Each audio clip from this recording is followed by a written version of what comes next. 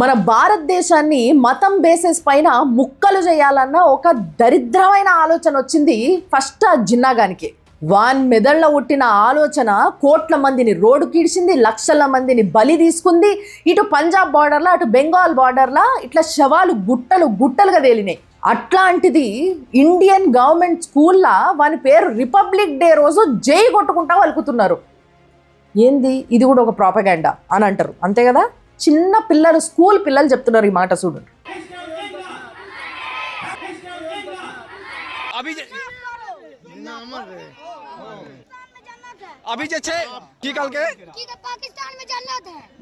ఆ టీచర్ పేరు మొహమ్మద్ మన్సూర్ ఆలం అంట. వాడు చెప్తున్నది ఏందో విన్నారు కదా, జిన్నా జిందాబాద్ అంట, పాకిస్తాన్ జన్నత్ అంట. అది జన్నత్ కాదరా, చెత్తకుండికి ఎక్కువ, డ్రైనేజ్కి తక్కువ. పిల్లలు కూడా సాక్ష్యం ఉండేసరికి వీడిని అరెస్ట్ చేసి లోపలేసిండ్రు. మరి వీనికి దేశద్రోహం కింద ఏం శిక్ష చేస్తారో చూడాలి, లేకపోతే ఎట్లా బెయిల్ వస్తుందో చూడాలి. ఇట్లాంటి అద్భుతాలు రిపబ్లిక్ డే సందర్భంగా మన దేశవ్యాప్తంగా చాలా జరిగినాయి. మన all India topper, the most famous IAS Tina Dabi, ఈమె జెండా వందనం చేసింది. ఎట్లా చేసిందో చూడండి.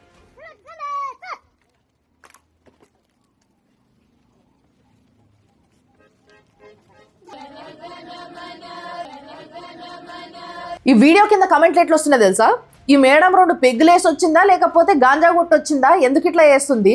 ట్రైనింగ్లోనేమో ప్రెసిడెంట్ మెడల్ వచ్చింది, అట్లా మెడల్ వచ్చిన వాళ్ళు అయితే గిట్లా చేయరు కదా. ఖయాలు తప్పి మొత్తం అసలు మతిస్థిమితంలో లేని వాళ్ళు అయితే చేస్తారు ఇట్లా అని అంటున్నారు.